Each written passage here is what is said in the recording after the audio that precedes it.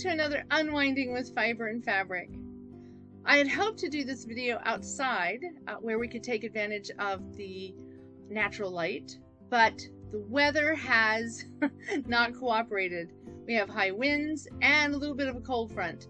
So it's better that we do this inside, and I'll just have to supplement some photos for where when I need to, because for some reason the indoor light changes the color of my fiber. And so my green fiber here in the center looks a lot more blue than it actually is. So as you can see, I have some finished skeins that I want to share these with you today and talk about how I'm going to use them. So we'll get started. I'll start with, this is the green. Yes, I know it is reading very blue, but I'm sure I'll be posting a photo to show you more of the true light color, the true green color of it. So this is what I was spinning when I did my last video. It is the Leicester Longwool that I had just grabbed a big section out of it, out of my storage bins, and I just proceeded to spin. It turned out I've spun about 370 yards of 2-ply. It's light fingering to kind of on the lace, and some of it is a little on the lace side, so it is it's fairly fine. And I kind of think I'll be using this for some needlepoint. I want to do I want to recover a chair that we have, the seat of a chair, and I think this would be a lovely fiber to use. The Leicester Longwool is very hard wearing. When I was plying this up and I was looking at all the different colors that are in it, all I could think of is that this would be really pretty in a woven piece as well. But I think I've been wanting to try my hand at some needlepoint for this this chair, and I'm hoping that this later this spring and early this summer I'll get an opportunity to do that, and I'm sure I'll share whatever happens. I did not wrap that up well. That's what happens when I'm trying to talk and when I'm trying to move my arms and think. And right now I think I am not thinking very well. So please bear with me. There we go. That's a better Hank. So although I know that the video camera is not catching the color very well and it's reading very dark, it is a very dark yarn. I know it's reading more of a blue than a green, but it is green with some orange flecks in it. As I mentioned in my previous video, the dye split, I'm sure all due to my own impatience. I didn't clearly dissolve the dye enough before pouring it on the fiber. I don't mind that it's split. It's given it some depth of color. It's given it some character. I'm not really a huge fan of flat colors. That's one of the reasons I love working with the CVM so much, is that not only is it a soft, squishy fiber, but naturally it gets variation of color. So I am very partial to having yarns that they're not variegated, they're not striping, they're pixelated in their color, they are modeled in their color. I find that it can still read as a solid color, but with character, and I really do like that. In my quilts, I like to do the same thing. I like to, as much as possible, avoid a solid dyed fabric. Oftentimes I will take a little bleach and remove color if I have a solid fabric, because I like the variation of the color. I like the movement that it gives. I think my daughter was trying to say that it changes the way your eye rests on it. She's taken a bunch of art classes. I have not. So I just know that it gives me greater pleasure. It gives me more interest when it has a little variation. So this, even if the dye would not have split, it would have had variation because I dyed a gray Leicester Longwool and I dyed a white Leicester Longwool, and they will take the dye in a different fashion. So I'm really pleased. I hope I will have the ability to get a number of different photos up for you to take a look at, to see the different colors, to see how it looks. Despite the wind, I will probably try to go outside and get some natural light photos of this yarn. Very pleased, very excited to actually use it in a project. So just have to have a tiny bit less chaos going on in my life, and I think I'll get the needlepoint out. I'm hoping that by the end of April things will have changed. My daughter has hopefully some big changes going on in her life, and as a parent, especially a parent with an adult child currently living in their home, a lot of what I do is greatly impacted by my housemates. So I'm looking forward to a change. My daughter's looking forward to a change, and so I'm hoping that as we get further into the spring, I'll have more projects to share, and in this case I hope to have some needlepoint that I'll be trying.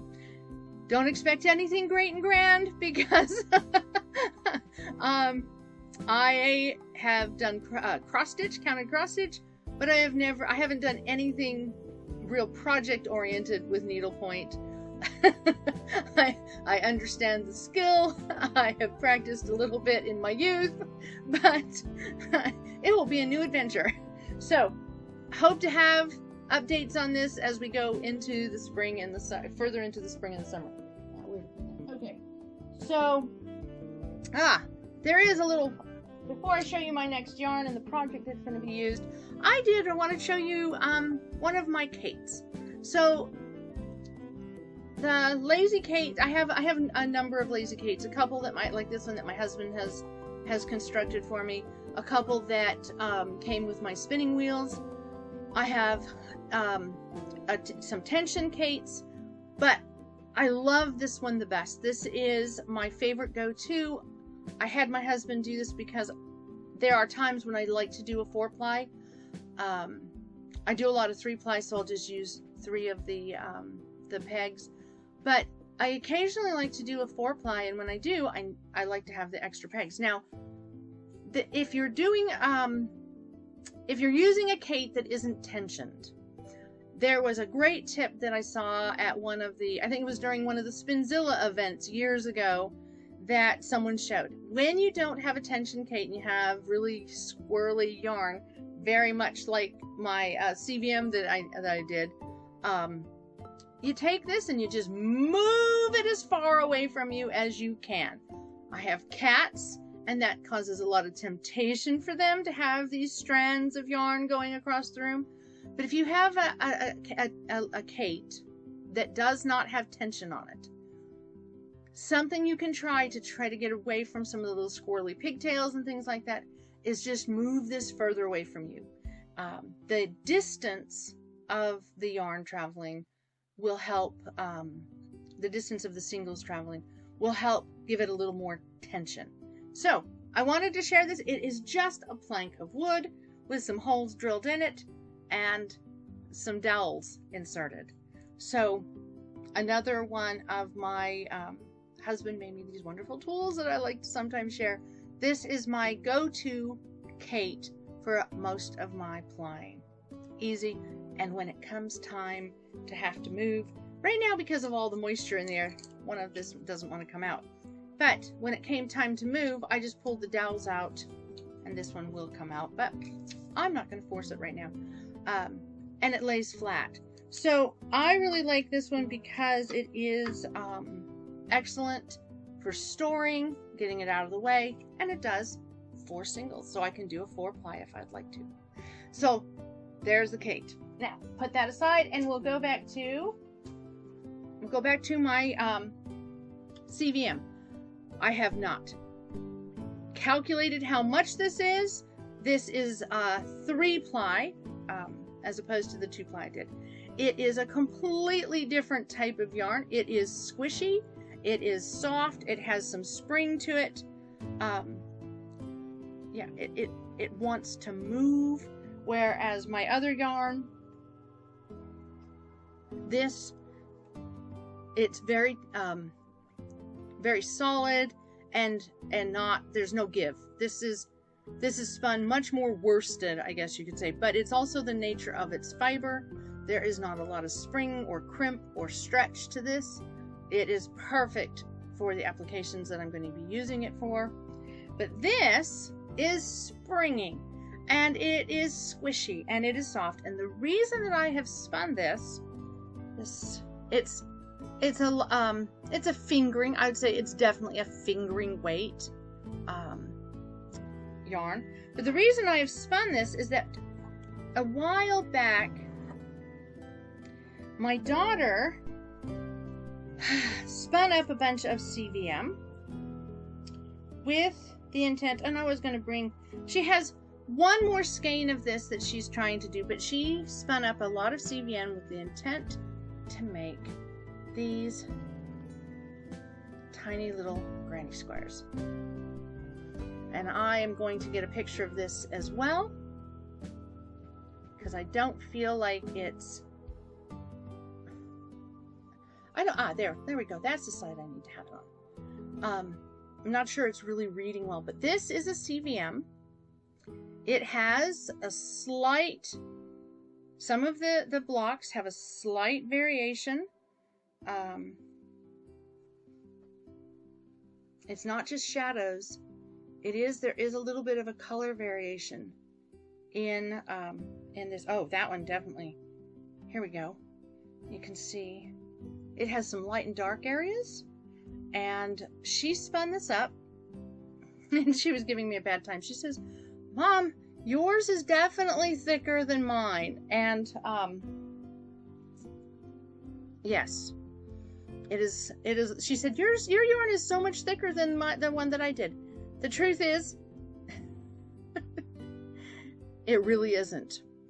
The difference is, hers is a 2-ply, and mine is a 3-ply, and that makes a nice round yarn as opposed to flat, and it can, in places, make it look a little bit, it's denser, because while the diameter of the yarn really is about the same, this one has less density to it when you squish it.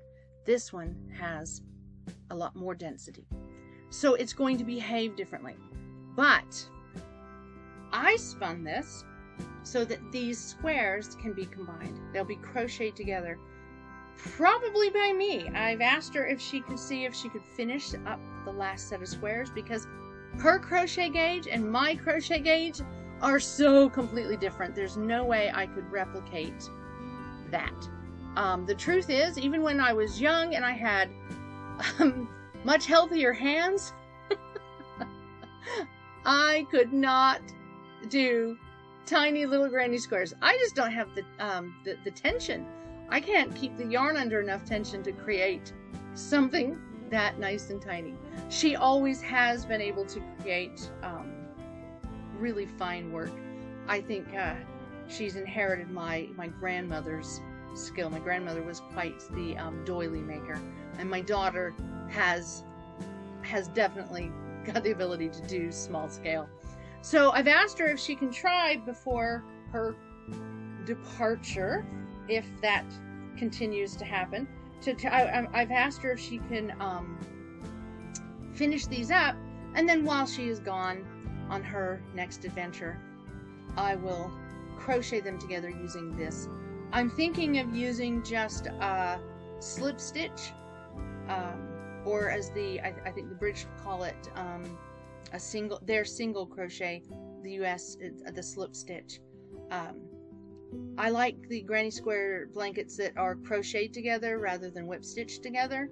My grandmother did some of both types, and even with the acrylic that is nearly indestructible, I noticed that the crocheted together granny square blankets are more sturdy for use. So that's what I'm hoping to do. So I finished plying together all of this yarn. Again, I have no idea how much it weighs. I haven't counted how much yardage. All I know is I filled 3 of my bobbins. I use Kromsky spinning wheels. There's my bobbin. I filled 3 of these. When all 3 were full, I started plying. That was the master plan for this project. Sometimes I will really calculate what I'm doing and make a plan, like when I'm doing a sweater, to make sure I have enough. But when it's projects like this, I just, you know, spin and then ply and make it work. And if I don't have enough of this fiber to do the granny square blanket, I'll go out and get some more, and I'll spin up some more at that point. But I think I'll have enough because all the squares fit in here. There is, I said, one more ball of yarn that she can crochet up, but I don't think this is going to be a huge. This is going to be probably just a little lap size Afghan, and yeah, it's going to be. I think it's going to be fun and delightful. One of the things I want to mention. So when I first started, this CVM, I can feel. You might see. I'm rubbing my hands because this fiber still has lanolin in it. When I first started scouring fiber, I scoured all the lanolin out. And then I discovered it was oftentimes too dry, and I didn't like that. So when I now scour my fibers, I always tend to leave just a little bit of the lanolin in it, because I can always try to wash it out a little bit more after my my yarn is spun. But a number of years ago, I had the opportunity to purchase a bunch of CVM, much more than I normally, much more than the normal bunch I would buy when I was at the Estes wool market. And I had the opportunity to purchase a bunch of it, and I think well, let me just say, it needed to all be washed. I really believe in washing it up, scouring it, getting it clean as soon as I bring it home. But I didn't want to scour out all of the lanolin, and I was dealing with I think about 20 bags, 20 garbage sacks full of fleeces. And in some cases, the lanolin, I think some of these fleeces had been older, and as in they had been sitting around a while. And so let's just say I didn't get all the lanolin that I would have wanted out of it. So I have washed this. I've removed some more of the lanolin. It was never enough lanolin to prevent me from really spinning it. When I run into that situation where I get sticky when I spin it, I will go and wash, re-scour the fleece.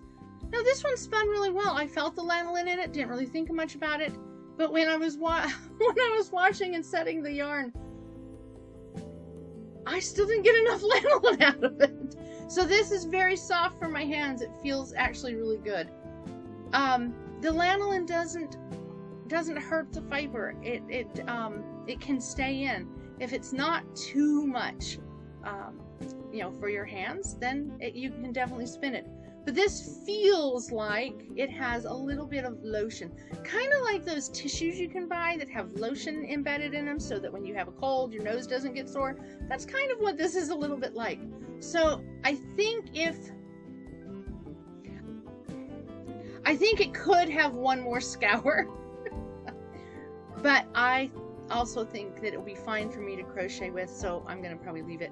But it is a nice feel, and I have to say, in comparison to working with this, which my Leicester Longwool had very little lanolin compared to some of my CVM that I have. I have to put a lot of lotion on my hands when I'm spinning this. There's no need to hydrate my hands at all when I'm working with this yarn. So that's something else to think about. I'm hoping to be able to go to a wool market, buy at least one new fleece this year, and maybe share the process of how I scour them at that point. And I really am hoping to be able to get out and do that. But what I wanted to just share with this is there are times that you may, if you buy your own fleeces and scour them, that you may not want to take all the lanolin out of it. It smells wonderful. It's clean fiber, but it has that softness to it. And sometimes you may find that actually works in your favor. So I just wanted to share that with you. I look forward to crocheting this. I look forward to working with this fiber a great deal, because it's a soft and squishy. It is a lovely fiber. It makes me happy. So sometimes we need to let ourselves do what feels right for us. When we are hand spinning, unless you're doing this because you're trying to sell this to someone else as far as the yarn, when you're hand spinning, remember, you're doing this for you. You're creating something that is hand spun. You're not setting out to try to have it completely replicate a commercial yarn. Even people who sell their hand spun with a high level of standard to it, it's still hand spun. It's still different from commercial yarn. And if you're doing this for yourself, if you're doing this for friends, don't hesitate to let it have its uniqueness. That's one of the wonderful things about hand spinning, is you're creating unique fiber, not commercially made fiber, but unique fiber. And that unique fiber, it is different. It is special. It is something you've created for the joy of creating it and for the purpose you hope that it will eventually have. So that's my message this week, is remember, when you're spinning hand spun, it's hand spun. It's unique. And even if you try to have multiple skeins that match because you're trying for a big project, remember, there's the uniqueness to it. There is the variation in it. There's the oops dyeing, the blending of fibers. That uniqueness is part of the joy and part of the reason we do this. We can all go out and get commercially spun yarn. We can go and, even if we can take our fleeces to mills and have it commercially spun. And there's nothing wrong with that. We all love a good commercially spun yarn. But our hand spun is unique. There are no two that are the same, no matter how much we try to replicate. And that uniqueness brings us joy if we let it. So I hope that you are taking some time to unwind with fiber and fabric and finding joy in your life. Until I see you again, I wish you the best, and bye.